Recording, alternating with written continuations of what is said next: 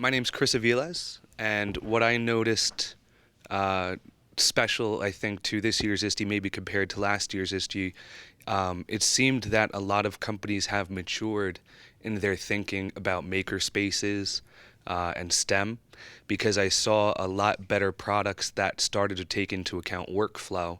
I started to see products that were playing well with others. So some of the products were able to hook up with other products, which was nice.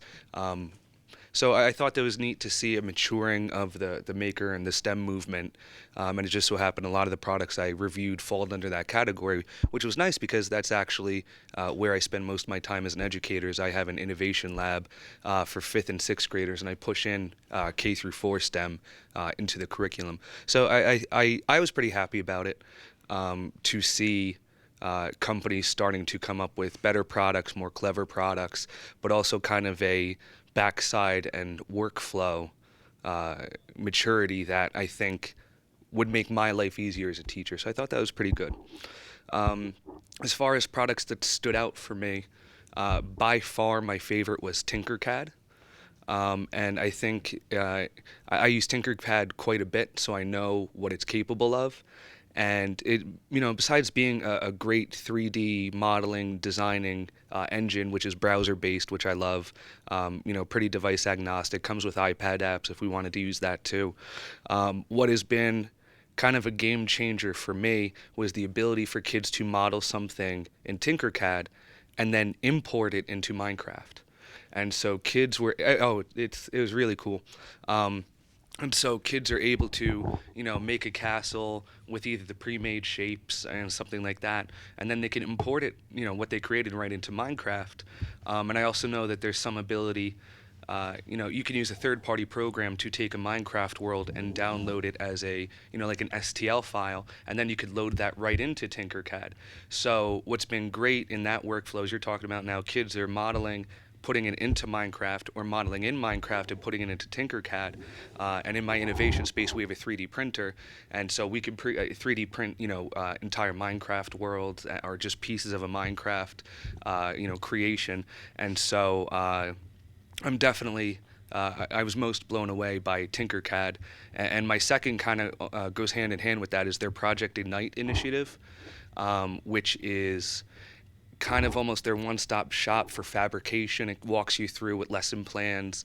It works, it works for both kids and teachers with ideas and how-to guides and videos, and it's really all you can need, because what I think is so special about that is a lot of these STEM labs are popping up and they're being staffed with people who are not STEM professionals, right? If you're a coder or a programmer, you're probably in the private sector making a ton of money, right? What I see most in the work that I do is STEM labs are being staffed by librarians. STEM labs are being staffed by former computer teachers or even current computer teachers, and they need that extra assistance to get their movement off the ground. And I thought Project Ignite does a really nice job with that. Uh, and kind of coming in third, there's a few products I was pretty impressed by. I want to make sure I get the names right.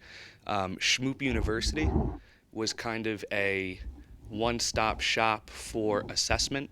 Part of my responsibilities in my district is also pushing out Park and working PD with teachers to better prepare our kids for Park in New Jersey. But they also had PSAT, SAT, I think ACT was in there. And so it was kind of like a one-stop learning management system that a kid can work their way through. And what was nice is they could be self-paced and self-directed. So they could take a series of Park, I think the example they showed me was Algebra 1. So the kid could take it, he gets the feedback immediately, he gets walked through, if you're familiar with maybe like those SAT books that you buy in the library, they tell you why it was wrong. And I really like they also told you why why something was right, but they also told you why the other answers were wrong. So I thought the feedback was immediate, the feedback was solid for the kids. It was self-paced, self-directed. When they finished the test, they got immediately the feedback, what was wrong, what was right. They could take that same test again, sometimes with new questions, or they can move on to the next test. So I thought Schmoop University, I wish I could have gotten hands-on with it, and I wish I could have had my kids use it, because it looks like It could have been really solid, and I saw just a little bit of it. But that was impressive to me that there's a one. It looks like a one-stop, self-directed, self-paced kind of standardized test. Something to get ready kids for standardized testing.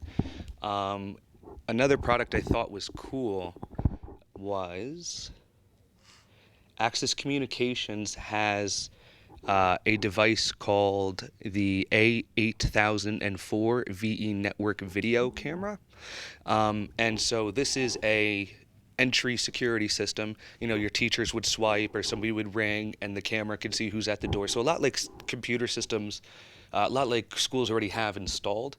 But what was clever about this one that I had never seen before is it came with an app on your phone or any really device that you needed.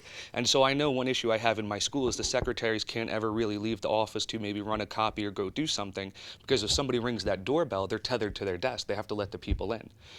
With this device, if somebody rang the doorbell, it would pop up on the phone and show you who was there, and you can actually let them in from wherever you were in the building. So it kind of freed the secretaries to, maybe even just go to the bathroom. They would have to go in shifts to make sure that the door, always man the door. The door always has to be manned.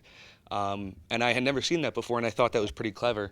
Because even though it does a lot of things that already are out there, I felt that it solved a particular problem that I see in my district all the time, and that was untethering the secretaries, or even giving that ability to open the door to the superintendent, to the principal. It doesn't just have to be the secretaries, because more than one person can have it, and it's an app on a phone, and so it was. I thought that was pretty cool. So I think those for me, Tinkercad by far was my favorite project Ignite, coming in second as a solid kind of STEM and fabrication idea and guide kind of lab. Um, the Access Video Door Panel and Schmoop University's kind of assessment and testing suite.